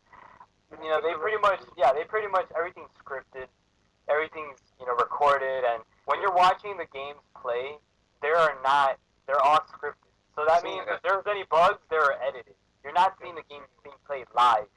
With these actual conferences, you're watching the game being played live, and you're going to see what is the actual progress of the game. Are they showing a lot of progress? Is it still buggy? They show you everything how it is, the product itself. The thing is, though, sometimes that's to a fault. For certain games, it's just all right, you don't need to be showing me this because this looks absolutely terrible. Forza, I believe at the Microsoft conference in 2013, the thing wouldn't even run. The thing wouldn't even run. The people were not, completely texturized. It looked like Forza 1. It was pretty bad. But I do like the directs though. The Nintendo directs are cool to me because it's a presentation. You get the presentation. I grade a conference on. It's just very quick. I grade a conference on the presentation, the information, and a closing. That's it. 3 things. The presentation, information, and the closing. Does it cover all 3 of those points very well? Then yeah, it was a good conference. And I think that Nintendo Directs, at least, show a lot of different things for gamers who are like, oh, what am I getting for 3DS this month? Okay, here you go. Here's our game plan. Oh, what am I getting for the Wii U next year? Here's our game plan, and here are the dates. And I think that's cool because in between all those things, those intermissions and whatnot, you get nice funny skits and you get nice funny dev interviews. And I think that's something that Sony should do when it comes to the Vita, primarily that. I don't think they should do it for anything else. I think Sony should do a Vita. Yeah, I think that should be I like that. a Vita. I would love to see something like that, actually. And, I mean, yeah, show someone love drawing your handheld. You have a handheld. It's a good handheld. There's good games. We don't know about it. You know, and the whole direction, well, our fans will they'll find those games. I didn't like that at all, dude. I did not like that. Because, like, no, they're not going to find it. You're leaving it, like, I mean, I think there's a topic that, you know, that's going to probably be better, a dedicated topic. And it's like, for another podcast, but I was saying that it's, you know, the practices from back then are not going to work anymore due to we live in the full social media information age. You're leaving it, you know, you're practicing a business practice that's like, let's let our consumer, you know, promote our product through word of mouth. But you're looking at an era where everyone badmouths everything. So you're not gonna, like, you're leaving it on their hands, really? Like, you're gonna promote your product on the very people who talk bad about everything? That is the worst thing you can do. Make a Nintendo Direct, make a PlayStation Direct, or whatever. And, you know, show your stuff, what you're creating, show the Vita some stuff, because it's not going to show itself anymore. Back then, yeah, back in, like, 1998, that would have been great. You know, or like, you know, in 2002, that would have been awesome because people didn't have stuff like Facebook and Twitter, and that didn't exist. So, you know, word of mouth was people would buy a game locally and they'll talk in the freaking schoolyard. You know, like, yeah, dude, I bought this game and it turns out to be awesome. You know, but now it's like you don't do that. You go online and get your reviews, and what happens is one guy shows his negative opinion on a game, and which is an opinion, it's not fact. And everyone's reflected off of that one opinion, and it just goes like a firestorm. It just catches on, and everyone's like, "Oh, that sucks," and the first impression is out there, and it's a bad one. So, are you gonna gamble that? Are you gonna really invest a lot of money on a product in a game, and then give it to somebody to like give it a bad first impression? Like, you're really gonna gamble that? No, don't. Like, I seriously think that. I mean, we live in a different time, and that whole word of mouth thing was great back then. But it doesn't work now. We live in a social media age where everyone voices their opinion, whether it be good or bad, and there's more bad stuff in this world. And people will talk bad because it's true, negative content spreads faster. People don't care if the product's good or not. They're going to talk bad about it because they know it's going to spread and it's going to promote their channel. You're going to give your content, your product that you're working so hard, you're going to leave it on their hands? I'm sorry, man. I think that practice is like already obsolete. The media is broken to begin with. A lot of stuff out there is like inconsistent, and we've been seeing this. And it's like opinions already like broken, like to the point. It's like you can't even find out. I would buy games because a review said it was good, but when I played it, it wasn't for me, and I didn't agree with it. I'm like, you know what? I felt kind of cheated out of the review. I played games that were like ridiculed, and I loved it. And I'm like, wow, this sucks. Like, I can't go off by reviews anymore. I can't use that anymore. And, you know, I kind of feel cheated because of that. So now I just play the game myself. I don't care. I don't listen to reviews. I don't want to pay attention to what reviews have to say. If I find a game that interests me, and it's usually with these conferences, like PlayStation Experience, showcases these games, you know, how they showcase their birthday, how they showcase Gravity Rush, how they showcase Freedom Wars. I'm like, you know what, dude, those games interest me. I want to try them out. I'm glad I did. I turned out loving the game. But then, you know, when sometimes I'll go back and look and listen to reviews, you got people, like, comparing it to other games. And it's like, no, it's not. It's a clone, and clones are never as good as the... I'm like, get out of here. The game is fun regardless. I invested more than $200 in this title. Don't tell me it's not worth it. It definitely is. And again, stuff like this, I just feel cheated. But that was just a rant. I don't want to see that. I don't like seeing that because I just feel it just ruins good games, and you lose good franchises too. It's a shame. It is a shame. Good franchises and studios end up getting closed because of that. So yeah, they do. It sucks. But going back to what I was talking about, this PlayStation experience is great. I think Nintendo should really change that. Their Nintendo Direct into something like this. And I was watching an IGN video the other day. Apparently Xbox did this thing as well back in 2006, where they called it like X06, X07, or whatnot. But they stopped in X08 or 2008 apparently. But they really should kind of consider bringing that back, and all three companies did do that as far as letting like their fans and whatnot get to play their games out, like, and let them get a feel for like what's kind of coming up. I mean, comparing E3 to PlayStation experience as far as like which one you should go to. Think of this: E3 is like 3 days. Of course, you gotta pay for flight and hotel and all that. But like E3 for 3 days, one ticket costs about $1,000. PlayStation Experience was 2 days, and it cost about $100 for both days. Damn. You know, there's a pretty big gap there. Well, to be fair, I mean, E3 is more about making connections with, companies. You're meeting these developers in person. It's all about trading business cards and networking. I mean, if you're serious. At an experience, from what I'm told, there were as many Developers as many developers as E3.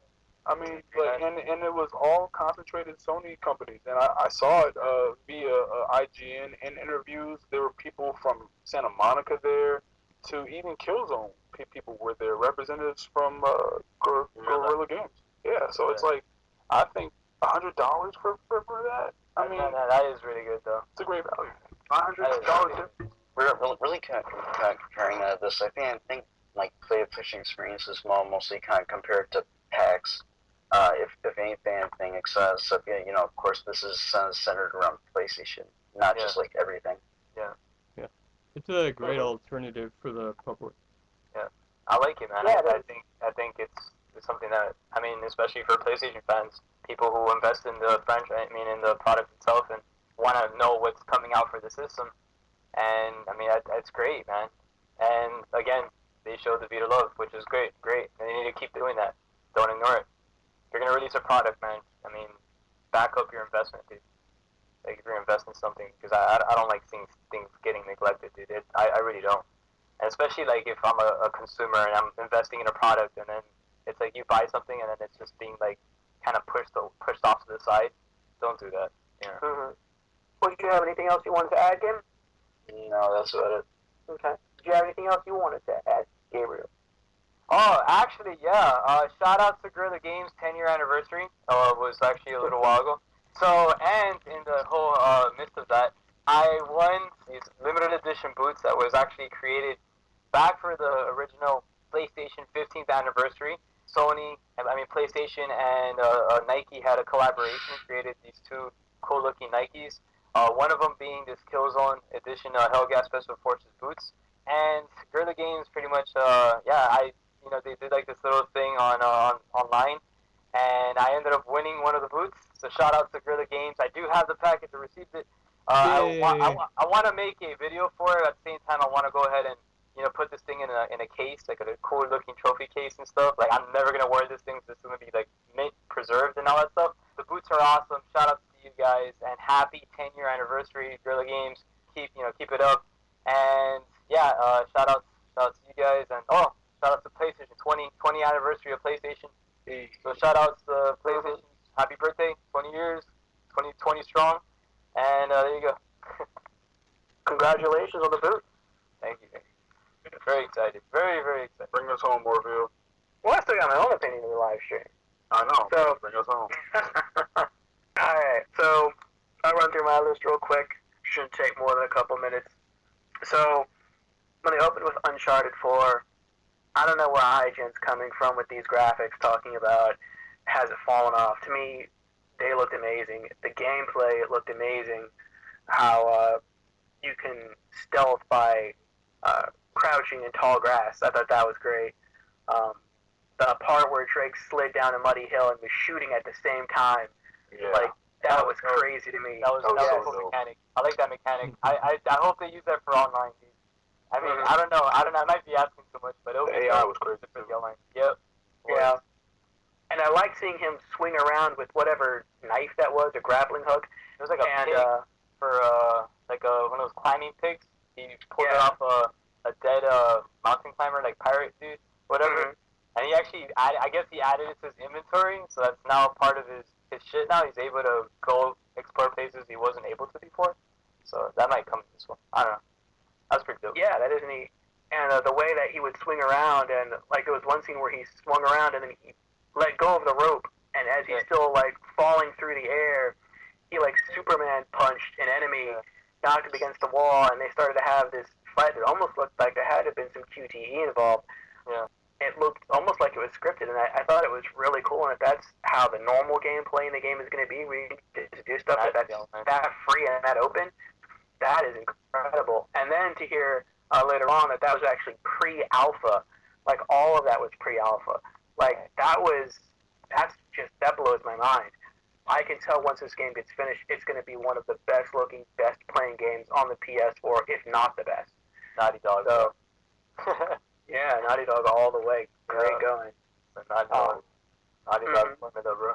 Yeah, after that, the Ultra Street Fighter 4 debuting exclusively on PS4. I thought that was pretty cool. Street Fighter 5 being exclusive for the entire life period of the PlayStation 4 period. I thought that was crazy. Whoa. Street Fighter, was that game or the franchise? Street Fighter 5. Street Fighter 5. That's particular. So Street Fighter 5 Ultimate plus Extended Edition. That's going to be on everything. Arcade edition. That's going to be on all of them. Yeah, that's going to... Well, see, what we have... There will be. You remember Drew's Day's video? What we have to take into... What we have to take into account is that there's difference and between what we think. So I think we all are in agreement that we think Street Fighter V is probably going to go in some alternate installment to the Xbox One, but we don't actually know that. All we know for sure is that Street Fighter V, the core game itself, will never go anywhere else, and we don't know if it's just going to get a whole ton of DLC and it's just going to stay exclusive to PS4 until Street Fighter 6 rolls around, or if it is going to take that spin that we think it might, and you're going to see Street Fighter 5 Alpha Plus, Gamma, Sigma, whatever, go on to Xbox One as well. So we'll see, but until then, that's going to be pretty crazy. And I watched Capcom Cup, and this is going a little off main topic, but I'll keep it very brief. That Capcom had this past weekend, and it was a fighting championship using Ultra Street Fighter 4.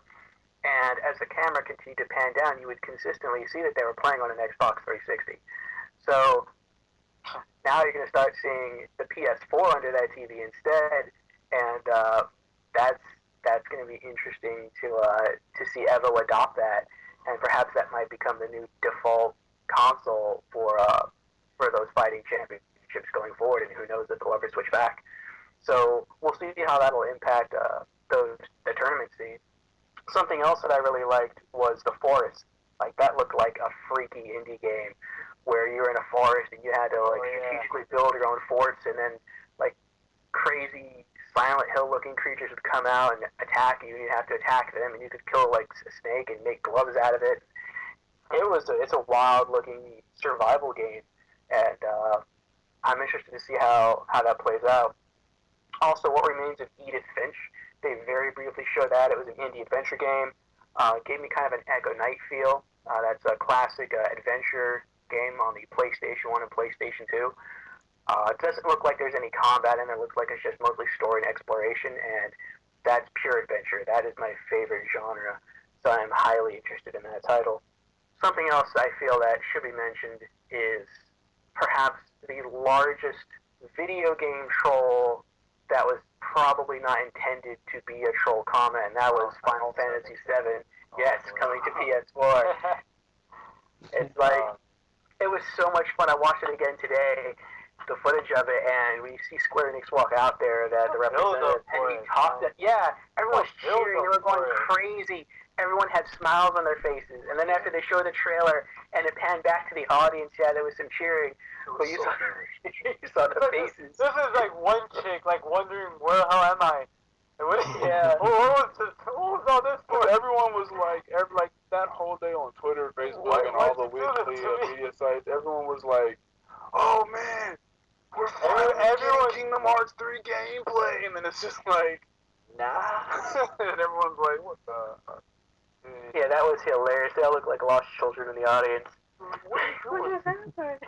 Yeah, it's like Square Enix is like the Activision of fans. Like, like, why'd you do that, man? Like, you got like dedicated fans to your stuff. Like, you had all of them tweeting on their shit. Like, all of them already. I'm gonna be the first one to tweet this. And like after that, like, dude, I just made an ass of myself. It's like, yo, you just tweeted about a freaking PC port. That's great. Thanks for the build up. But that sucks.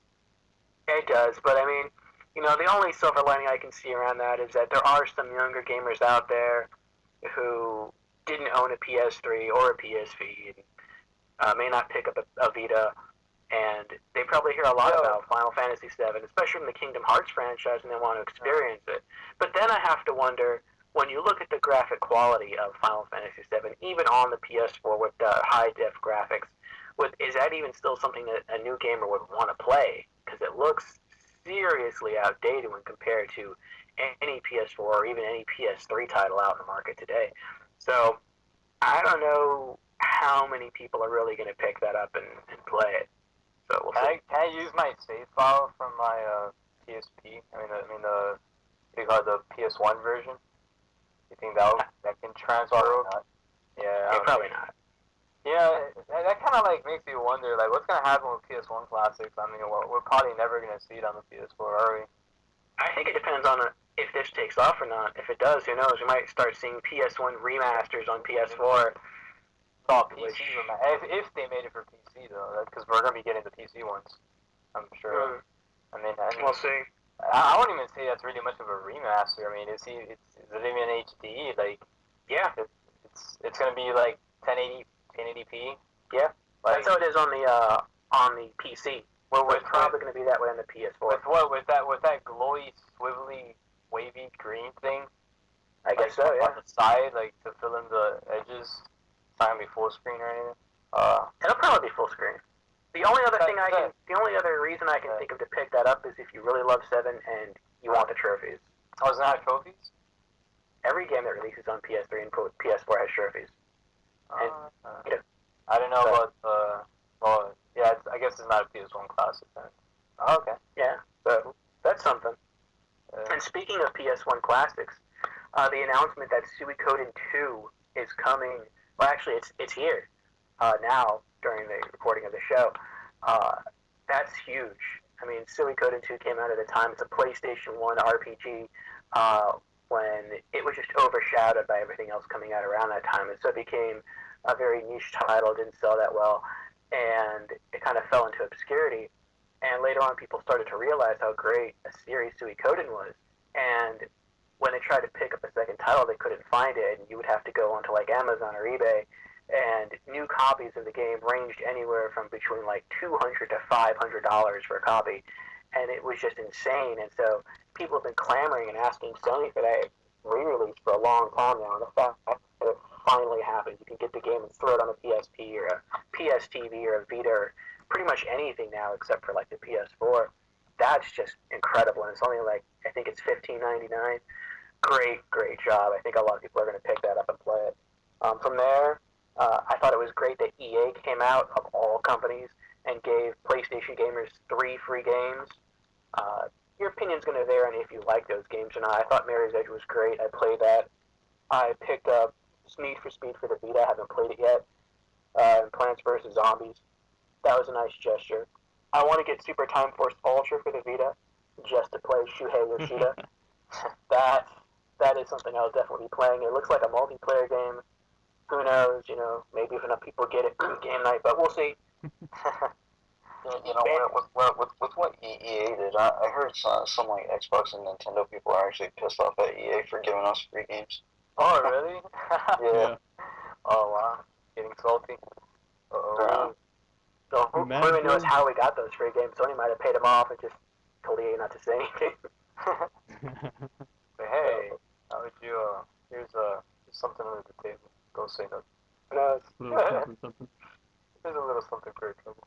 also, Banner Saga coming to the Vita. Oh, it looks like a great game. It's gotten good review scores on Metacritic. It's only appeared on PC and iOS so far, and I'm looking forward to picking that up.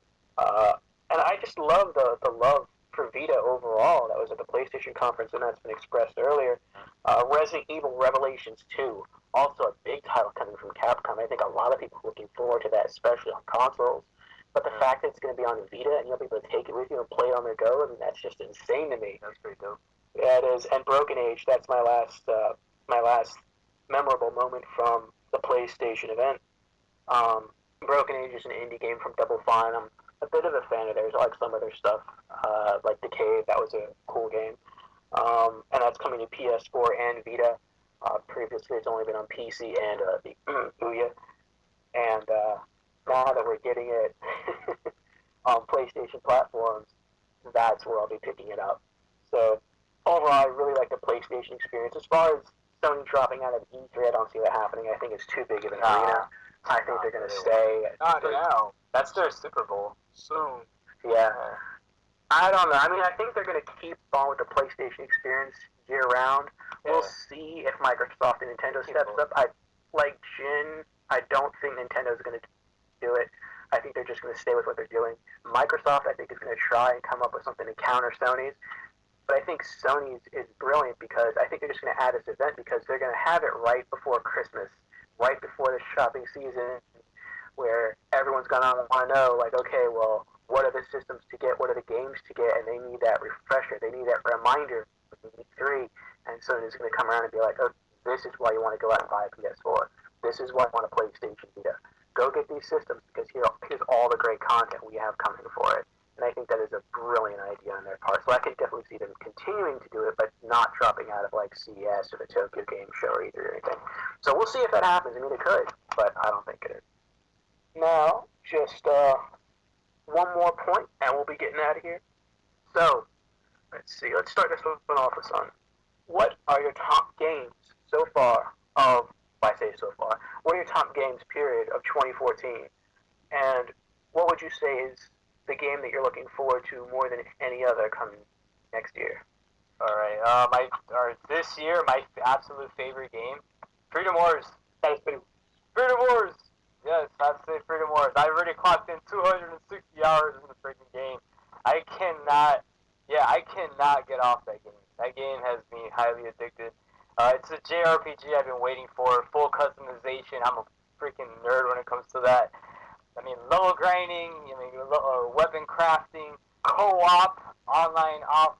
Dude, it's great. I love it. Everything I ever wanted in a game delivered in a little package called Freedom Wars. So that is my absolute favorite game right now for this year. Games I'm looking forward to. I love the Fat Princess game that was announced. So Fat Princess Adventure. I'm down. I love the original Fat Princess. This time this is more of a quest version rather than the Castle Siege type game. I mean, I kind of like the whole multiplayer competitive from the last one, but I'm interested where they're gonna go with this one. Games again. I'm interested in trying out. There's still some games that are out there that again, Uncharted 4 that has me really interested. I love seeing it at the PlayStation Experience. Shinobi versus, Estival versus Senran Kagura. That game looks pretty cool, but that's going to be on the PS4 and Vita, but Japan only, not announced yet. XC, please get on that. I love the Vita one. Enjoyed it a lot.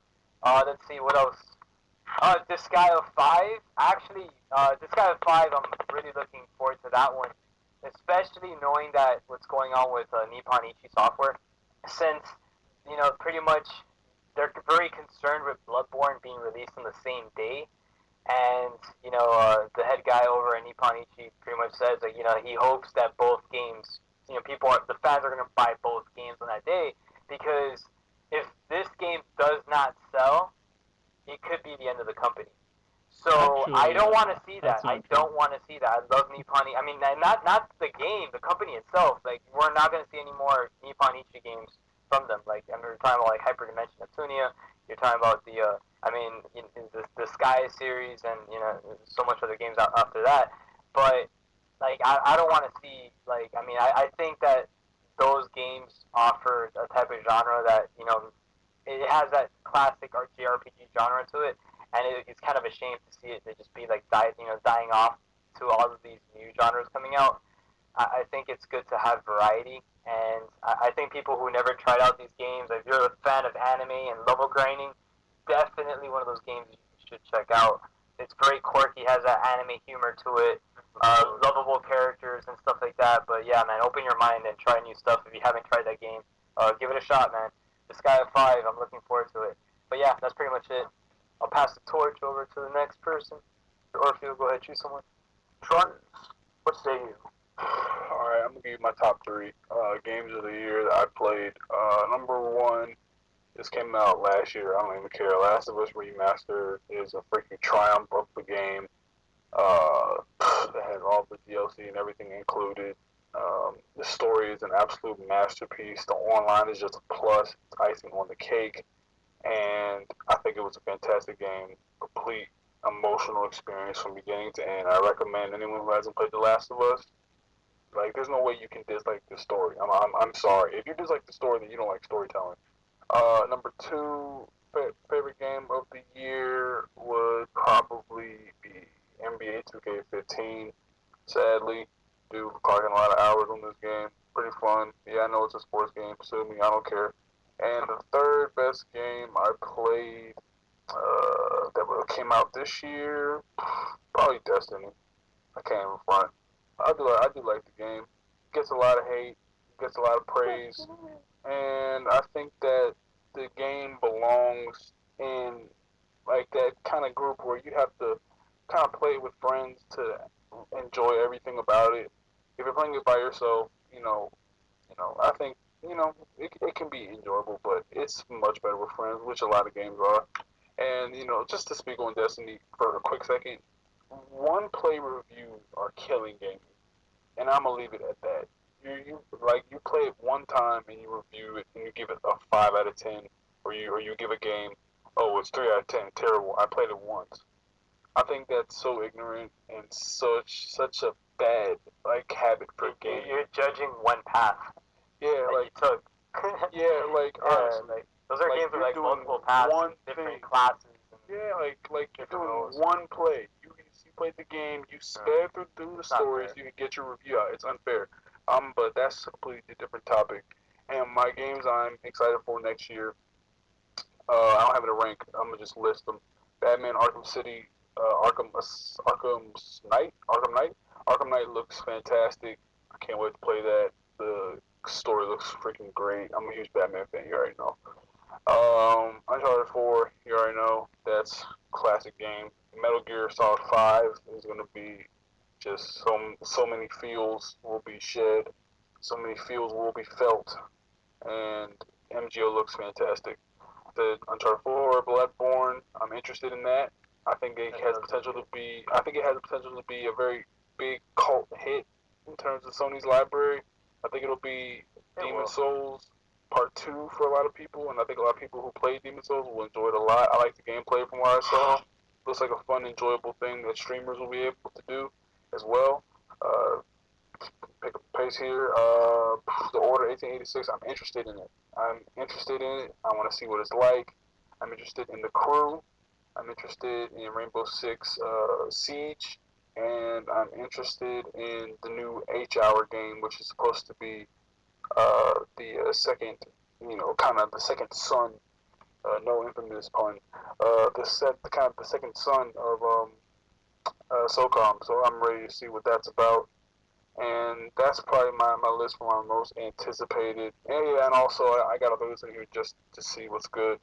Halo 5. Let's see what happens with that. That's my Halo. You already know Halo's my favorite shooters. But anyway, yeah, you already know. All right, gamer. Let's see. I'm just trying to pick out a fifth game right now. That's probably my favorite, but I think what I'm gonna say is my number 1 would be Shadow of Mordor. My second, Assassin's Creed Unity. My third, Watch Dogs.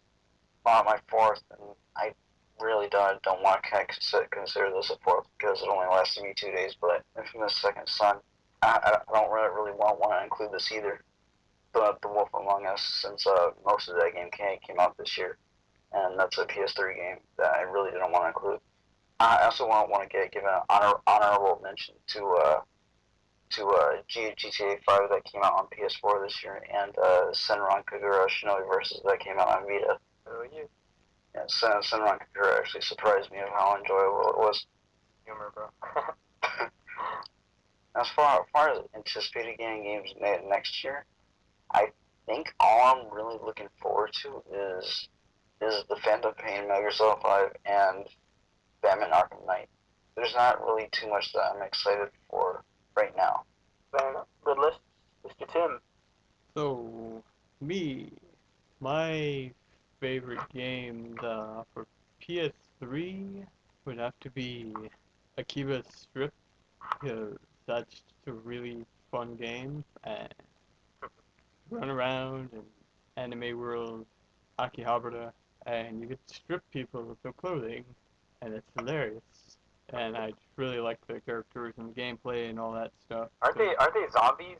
Like it's like stripped and done undead or something? Kind of, sort of. They're like vampire zombies. Yeah. Okay. I remember it said something like that on the titles, like undead or something like that. Yeah. Sure. Technically, I think they're synthesizers. Their Yeah. actual name, but you put them out in the sun and they explode. Okay, so that's why you have to strip them. Yeah. Yeah. Okay, makes sense. Other game came out this year. I liked Infamous and Destiny. Destiny's really fun. I haven't played the expansion because life, And see what else. I got a Dragon Age. That's a fun game to play. Besides that, sure, I played some more games, but I can't remember right now. What I am looking forward to is, of course, Batman and Uncharted when it comes out, probably, because it's Uncharted. I like the game. Give it a shot. Looks really cool. But can't really think of anything right now. I got one game. Yeah, I got one game that I want to kind of throw out. Forgot about. My bad. Dude, Guilty Gear Xrd. I'm highly interested in that. Oh yeah, they get a PS4. That looks freaking insane. It's like actual anime graphics in a freaking fighting game. I can't believe I forgot about that shit. I'm picking that up when I get my PS4. Straight up, dude. I'm like, I love the freaking Guilty Gear series. My favorite character is Dizzy, and yeah, like I'm seriously into this shit. And when I found out, like, yeah, when I saw like the freaking cutscenes, I thought it was like all animated. And no, it's in game. I'm like, what? I'm like, dude, what is this, like sprites? And like, no, they're not sprites. That's actual polygons. That's actual like rendering. It looks like anime and shit. And it's like, it looks like an anime screenshot. Like, it looks so very good. But yeah, I just have to throw that out there, man. I completely forgot about that big ass game, dude. Pick that shit up, bro. PS4. Oh yeah, actually. There's actually a couple other games I completely forgot about, even though I'm holding it right in my hand. LVP3. LVP3 is a really fun game. I just beat that a couple days ago.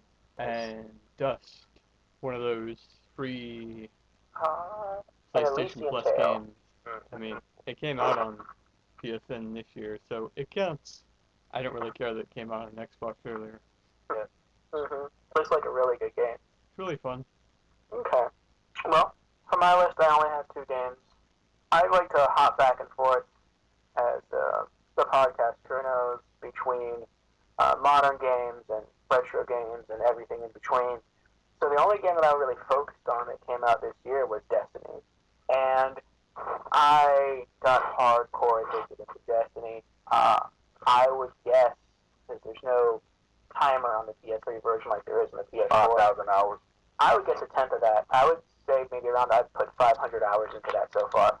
I decked out my character. I explored everything there was to explore. I did all of the story missions. I absolutely love that game, or at least I used to. You can go into the Bungie forums and read about it, or various comments on N4G, and it just seems like the game just progressively gets worse as time goes by. It's sad to watch because, I mean, good games are great, bad games are horrible, and sometimes funny, but wasted potential is the worst crime of all, and I feel like that's what's happened to Destiny. It has so much promise, or at least it did, and to watch it go away, to watch it dwindle, it's a sad thing to see. But we'll see what becomes of it as time continues to go on. The one game I'm looking forward to more than anything else come next year is, without a shadow of a doubt, No Man's Sky. Set to release next year on the PS4. I can't wait for that game. I can see myself playing that game, putting far more time into that than I did Destiny. I can see playing that game forever, just because they said that there's an unlimited, well, on a number of planets overall, but it's like it's impossible to visit them all. I think to me, that game is the only one that I've seen so far, the only one that I've heard about and I've read about that just screams next gen. Nothing overall has just put me in as much awe as No Man's Sky. So that is my game to get next year, and possibly my game of the generation. We'll see when the PS4 reaches its sad end in perhaps another 8 years. Do you mind if I close us out this time? Take us away. I am through. Farewell all. Sean's going to seal us out. Alright, this has been Ghastly Media's 5th podcast. This will be the last of the year, so this will be our happy holidays, happy Kwanzaa, happy Christmas, Merry Christmas, Merry everything that you celebrate. We don't care, we don't discriminate. This is what we do here, Ghastly Media.